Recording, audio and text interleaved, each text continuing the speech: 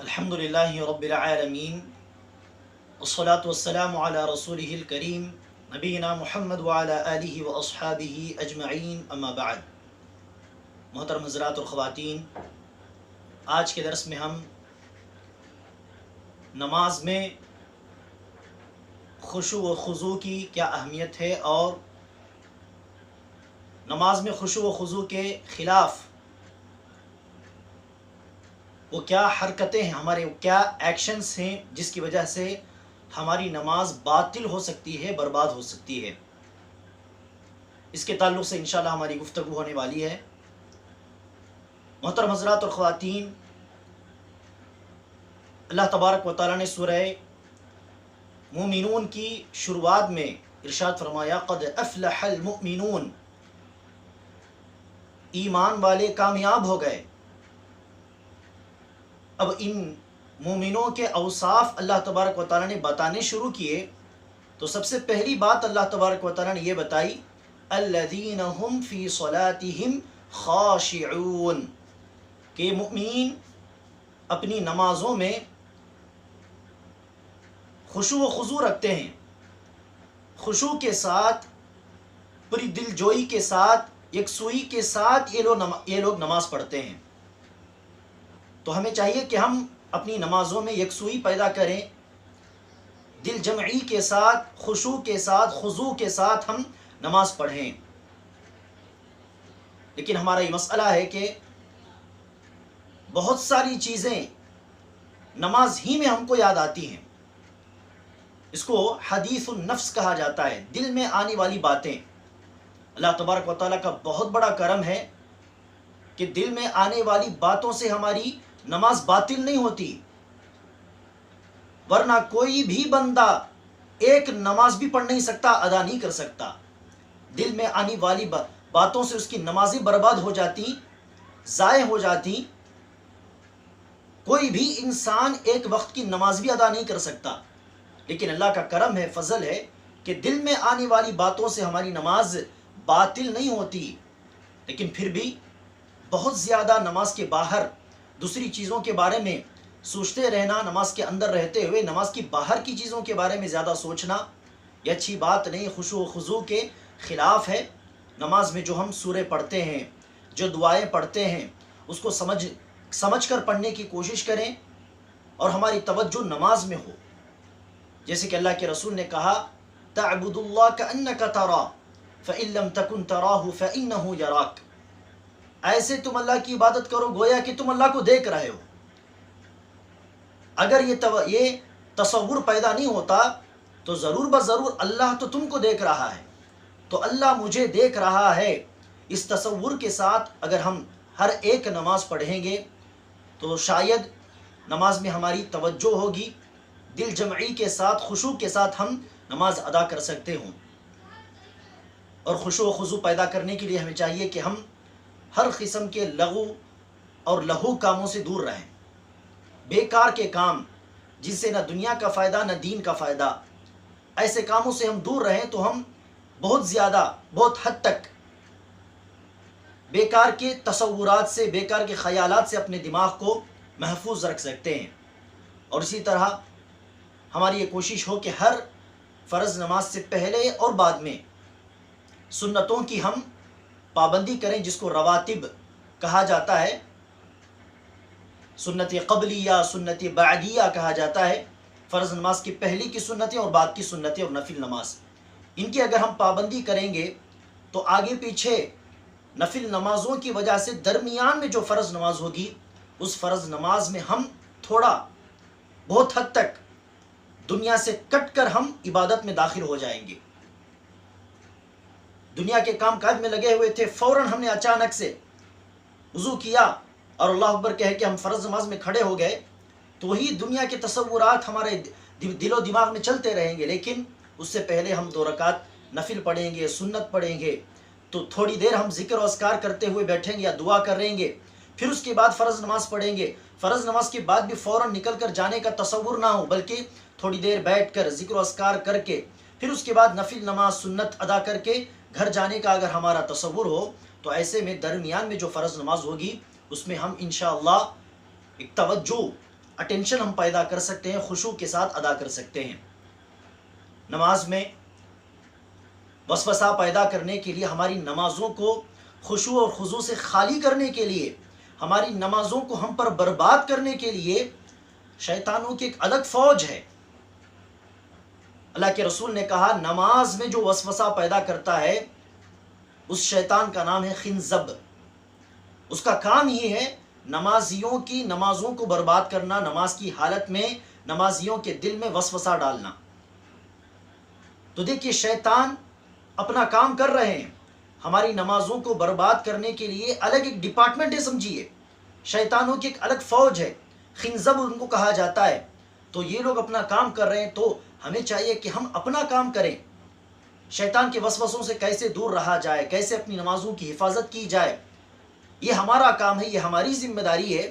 وہ لوگ تو اپنا کام کر رہے ہیں باطل کے لیے، تو ہمیں حق کے لیے، نیکی اور ثواب کے لیے ہمیں چاہیے کہ ہم اپنی ذمہ داری پوری طرح ادا کرنے کی کوشش کریں۔ اللہ تبارک و تعالیٰ نے سورہ بقرہ کی آیت نمبر 230 میں 238 میں ارشاد فرمایا وَقُومُوا لِلَّهِ قَانِتِينَ،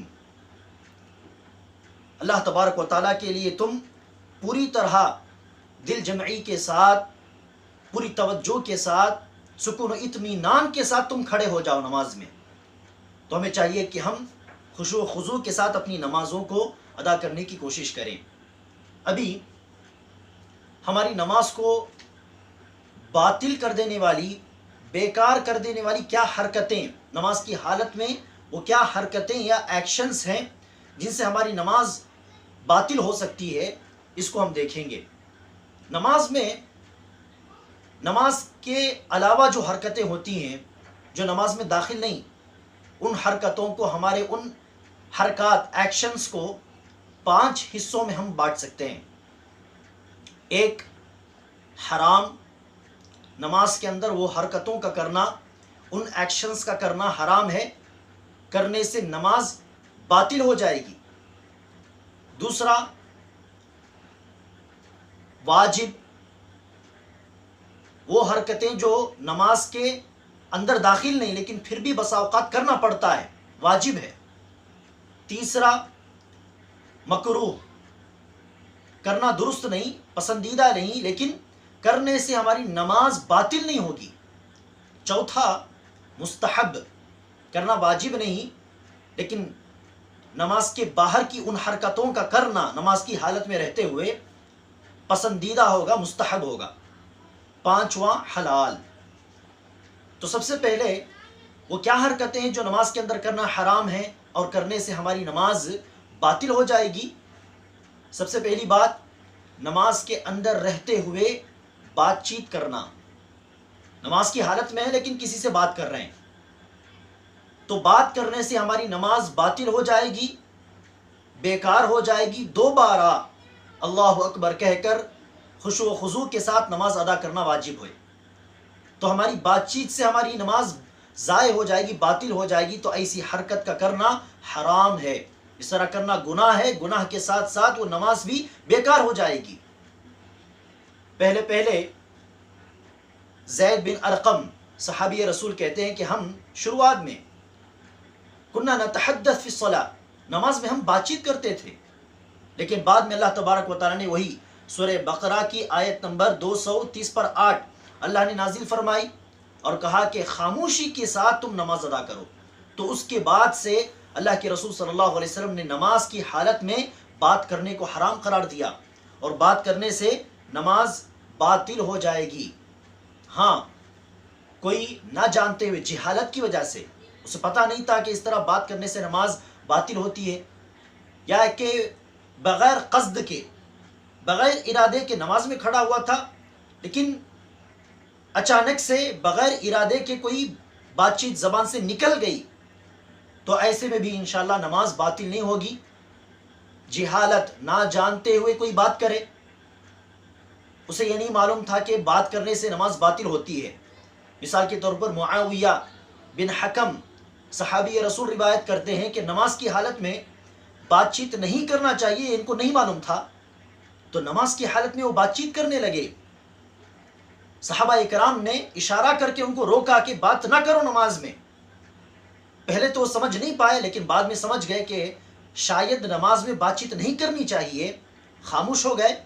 نماز کے بعد معاویہ بن حکم رضی اللہ عنہ کہتے ہیں کہ اللہ کے رسول نے مجھے بلایا اور سمجھایا. میں نے اللہ کے رسول سے بہتر استاذ معلم نہیں دیکھا. نہ اللہ کے رسول نے مجھے ڈانٹا، نہ مارا، نہ کچھ بھی کہا.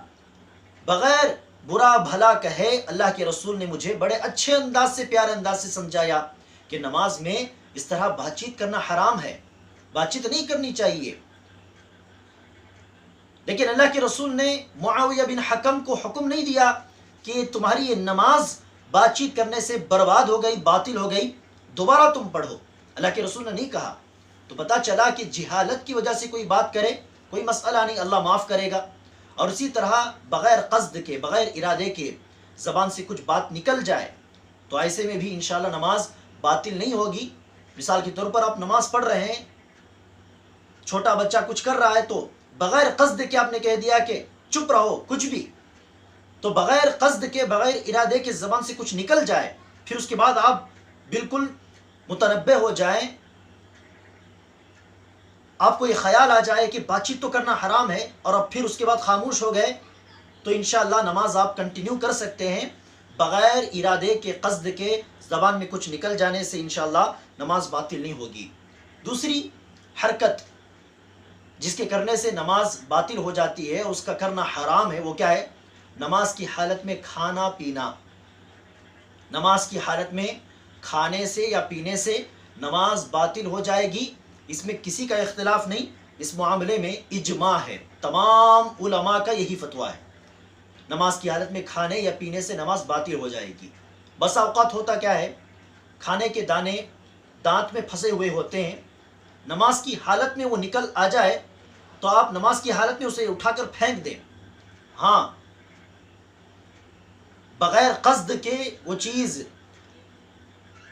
جو بچا کچا دانا، بچا کچا کھانا جو دانتوں میں لگا ہوتا ہے، بغیر قصد کے وہ اندر چلا جائے، آپ اسے نگل جائیں بغیر قصد کے، بغیر ارادے کے، تو انشاءاللہ کوئی مسئلہ نہیں. لیکن جانتے بوجھتے کیا نہ کریں، دانتوں میں بچے کچے کھانے کو جانتے بوجھتے آپ نہ نگلے، بلکہ اسے باہر نکال دینا چاہیے، پھینک دینا چاہیے نماز کی حالت میں. اور تیسری چیز جو نماز کو باطل کرتی ہے وہ عمل کثیر. نماز کے باہر کی حرکت کو بہت زیادہ کرنا نماز کے اندر. جیسے مثال کے طور پر نماز کی شروع سے لے کر آخر تک کوئی بندہ ہے جو اپنی داڑھی کو جو ہے اس طرح کر رہا ہے، وہ اپنی داڑھی کے ساتھ لگا ہوا ہے. یا شروع سے لے کر آخر تک کوئی بندہ ہے جو اپنی ناک کے ساتھ لگا ہوا ہے. شروع سے لے کر آخر تک کوئی بندہ جو ہے مسلسل کوئی حرکت کر رہا ہے. تو اس طرح عمل کثیر کوئی ہے کہ شروع سے لے کر آخر تک بار بار اپنی گھڑی دیکھ رہا ہے، اپنے کپڑے جو ہے سنبھال رہا ہے، درست کر رہا ہے. نماز میں بار اس طرح کرنے سے نماز باطل ہو جائے گی. اب اس عمل کثیر کا کرائٹیریا کیا ہے؟ کیسے ہم پہچانیں گے کہ یہ عمل کثیر ہے؟ اتنی مرتبہ آپ حرکت کر رہے ہیں کہ دور سے کھڑا ہوا ایک شخص آپ کو دیکھے تو اس کے ذہن میں یہ نہ آئے کہ آپ نماز میں ہیں. اتنی بار آپ حرکت کر رہے ہیں کہ جس کی وجہ سے دور کھڑے ہوئے ایک شخص کو یہ پتہ نہیں چل رہا کہ آپ نماز میں ہیں، وہ سمجھ رہا ہے کہ بس کوئی کھڑا ہے. تو اس طرح اگر کسی کے ذہن میں آئے، اتنی مرتبہ آپ حرکت کر رہے ہیں، تو سمجھیے کہ یہ عمل کثیر آپ کی نماز کو باطل کر دے گا. بار حرکت کرنا نماز کو باطل کر دیتا ہے. چوتھی چیز جو نماز کو باطل کرتی ہے وہ ہے نماز میں بآواز بلند ہنس دینا، جس کو قہقہا مارنا بھی کہا جاتا ہے. اس معاملے میں بھی علماء کا اجماع ہے، تمام علماء کا یہی فتویٰ ہے کہ نماز کی حالت میں ہنس دینے سے نماز باطل ہو جائے گی. ہاں، نماز میں ہنسنے سے وضو نہیں ٹوٹتا، نماز باطل ہے. دوبارہ آپ کو شروع سے نماز پڑھنا ضروری ہے، وضو نہیں ٹوٹے گا، لیکن نماز کی حالت میں ہنس دینے سے نماز برباد ہو جائے گی. ہاں، مسکرانے سے نماز انشاءاللہ باطل نہیں ہوتی. اس کا مطلب یہ نہیں کہ مسکرا سکتے ہیں، جائز ہے، جائز نہیں ہے مسکرانا نماز کی حالت میں، یہ خشوع اور خضوع کے خلاف ہے، لیکن مسکرانے سے نماز باطل نہیں ہوگی، آپ کنٹینیو کر سکتے ہیں۔ تو نماز میں مسکرانے کو ہم مکروہ میں شامل کر سکتے ہیں۔ نماز میں مسکرانا آواز کے بغیر مسکرانا یہ مکروہ ہے، کرنا درست نہیں، لیکن کرنے سے نماز باطل نہیں ہوگی، لیکن ہنسنے سے نماز باطل ہو جائے گی۔ پانچویں چیز جس کی وجہ سے نماز باطل ہوتی ہے وہ جان بوجھ کر کسی رکن کو زیادہ کر دینا۔ ہر ایک رکعت میں 2 سجدے ہیں، لیکن کوئی بندہ ہے جان بوجھ کر وہ 3 سجدے کرتا ہے، نماز باطل ہے۔ یہ زائد حرکت اس کی نماز کو برباد کر دے گی۔ جان بوجھ کے کوئی 4 رکعت والی نماز کو 5 رکعت بنا کے پڑھتا ہے، نماز باطل ہے، بدعت ہے۔ وہ بدعت اللہ تبارک و تعالیٰ کے پاس قابل قبول نہیں۔ تو اس طرح نماز میں جان بوجھ کر کسی چیز کو زیادہ کر دینا، رکن کو، نماز کو برباد کر دینے والی حرکت ہے۔ اچھا، دوسری چیز نماز کی حرکت کو ہم مستحب میں تقسیم کر سکتے ہیں۔ نماز کے اندر، نماز کے باہر والی حرکت کو کرنا، وہ حرکت جو نماز میں شامل نہیں، نماز کا ایک حصہ نہیں، تو بعض حرکتوں کو ہم مستحب کے کیٹیگری میں لا سکتے ہیں۔ وہ کیا ہے؟ وہ کام جو ہماری نماز کو درست بناتی ہو، وہ کام جو ہماری نماز کی درستگی کا ایک حصہ ہو، تو ایسی حرکتوں کو کرنا مستحب ہے انشاءاللہ۔ مثال کے طور پر نماز باجماعت ہو رہی ہے، کوئی بندہ وضو ٹوٹ جانے کی وجہ سے درمیان میں صف چھوڑ کر چلا گیا، تو اب اس صف میں جو گیپ پیدا ہو گیا، اب اس گیپ کو پر کرنے کے لیے ایک 2 قدم ہٹ کر کھڑے ہو جانا، صف کو درست کرنا، نماز کی حالت میں تھوڑا بہت حرکت کر کے آگے پیچھے جا کر یا دائیں بائیں تھوڑا ہٹ کر ہل کر صف کو درست کرنا، یہ نماز کی درستگی کے لیے، صف کی درستگی کے لیے ہے، یہ مستحب ہے۔ اللہ کے رسول صلی اللہ علیہ وسلم نماز پڑھ رہے تھے، ابن عباس رضی اللہ عنہما اللہ کے رسول صلی اللہ علیہ وسلم کے ساتھ باجماعت تہجد کی نماز پڑھنے کے لیے اللہ کے رسول کے بائیں جانب آ کر کھڑے ہو گئے۔ حالانکہ جب 2 لوگ تنہا نماز پڑھتے ہیں، 2 لوگ مل کر، تیسرا کوئی شخص نہ ہو، تو ایسی صورت میں دونوں کو برابر کھڑے ہونا چاہیے، اور امام کے دائیں جانب مصلی کو کھڑا ہونا چاہیے، مأموم کو کھڑا ہونا چاہیے۔ لیکن ابن عباس اللہ کے رسول کے بائیں جانب آ کر کھڑے ہو گئے، تو اللہ کے رسول نے صف کو درست کرنے کے لیے، مأموم کو دائیں جانب کھڑا ہونا ہے، تو صف کو درست کرنے کے لیے اللہ کے رسول نے کیا کیا؟ نماز کی حالت میں ابن عباس کا کان پکڑا، اور اللہ کے رسول نے پیچھے سے، اس طرح پیچھے سے ابن عباس کو کھینچ کر اپنی دائیں جانب کر لیا۔ تو یہ حرکت کس لیے؟ صف کو درست کرنے کے لیے۔ تو ایسی حرکت کا کرنا مستحب ہے، کرنا چاہیے۔ اور اسی طرح نماز کے اندر بعض حرکتیں واجب ہو جاتی ہیں، وہ نماز کا حصہ نہیں ہے، لیکن پھر بھی اس حرکت کا کرنا واجب ہوگا۔ تو یہ واجبی حرکت کیا ہے؟ مثال کے طور پر نماز پڑھ رہے تھے آپ، دوران نماز آپ کو پتا چلا کہ آپ غلط قبلے کی طرف نماز پڑھ رہے ہیں، قبلے کی طرف نماز نہیں پڑھ رہے ہیں، غلط ڈائریکشن میں آپ نماز پڑھ رہے ہیں، تو جیسے ہی پتا چلے گا کہ آپ غلط سمت نماز پڑھ رہے ہیں، ادا کر رہے ہیں، تو فوراً قبلے کی طرف پلٹنا واجب ہے۔ تو یہ حرکت جو ہے واجبی حرکت ہے۔ نہ جانتے ہوئے جو غلط سمت میں آپ نے نماز پڑھی وہ قابل قبول ہے انشاءاللہ، لیکن غلط قبلے کی طرف میں نماز پڑھ رہا ہوں، معلوم ہونے کے بعد آپ کنٹینیو کریں گے تو نماز باطل ہو جائے گی، تو اس لیے آپ صحیح قبلے کی طرف پلٹیں گے، تو اس طرح پلٹنا واجب ہوگا۔ اور اسی طرح نماز کی حالت میں آپ کو پتا چلا کہ آپ نے جو ٹوپی پہنی ہے اس ٹوپی میں کوئی نجس چیز لگی ہے، کسی نے کہہ دیا سمجھیے، یا آپ کو یاد آ گیا کہ ٹوپی میں تو گندگی لگی تھی، دھوئے بغیر میں ایسے ہی پہن کر نماز پڑھ رہا ہوں، تو جیسے ہی یاد آئے گا یا آپ سے کہا جائے گا کہ آپ کی ٹوپی میں گندگی لگی ہوئی ہے، تو اسی حالت میں، نماز کی حالت میں ٹوپی کو نکال کر نیچے رکھ دینا واجب ہے، تو یہ حرکت کرنا ہی پڑے گا۔ اور سمجھیے کہ اسی طرح ایک مثال ہم یہ بھی دے سکتے ہیں کہ آج کل نماز کی حالت میں بعض لوگوں کا سل بجنے لگتا ہے، اور بسا اوقات تو نعوذ باللہ باقاعدہ میوزک چالو ہو جاتی ہے یا کوئی گانا چالو ہو جاتا ہے نماز کی حالت میں، تو اب سیل فون بج رہا ہے، گانا چل رہا ہے مسجد کے اندر، کئی بیسیوں لوگ نماز پڑھ رہے ہیں، تمام کی نماز میں خلل پیدا ہو رہا ہے، خشوع و خضوع برباد ہو رہا ہے۔ لیکن جس کا سل بج رہا ہے وہ ایسے ہی بس کھڑا ہوتا ہے، وہ یہ سمجھتا ہے کہ اس حالت میں، نماز کی حالت میں مجھے سیل فون آف نہیں کرنا چاہیے، سیل فون کو سائلنٹ نہیں کرنا چاہیے، اس کال کو کٹ نہیں کرنا چاہیے۔ وہ یہ سمجھتے ہیں کہ نماز میں اس طرح کی حرکت کرنا جائز نہیں بندے، کئی لوگوں کی نمازیں وہاں پر برباد ہو رہی ہیں اس میوزک یا اس گانے کی وجہ سے۔ تو اس حالت میں سیل فون چاہے نیچے ہو چاہے پاکٹ میں ہو، سیل فون کو اٹھا کر سائلنٹ موڈ میں رکھنا یا سیل فون کو کال کو کٹ کرنا یہ واجب ہے۔ دوسروں کی نماز کو آپ برباد نہ کریں، تو تھوڑی بہت حرکت کر کے سیل فون اٹھا کر آپ سائلنٹ میں رکھنا آپ پر ضروری ہے، یہ حرکت بھی آپ واجب میں لا سکتے ہیں۔ تو بعض حرکتیں نماز کی حالت میں کرنا واجب ہو جاتا ہے، اور اسی طرح نماز کے اندر ہونے والی حرکتوں میں بعض حرکتیں مکروہ ہوتی ہیں، ناپسندیدہ ہوتی ہیں،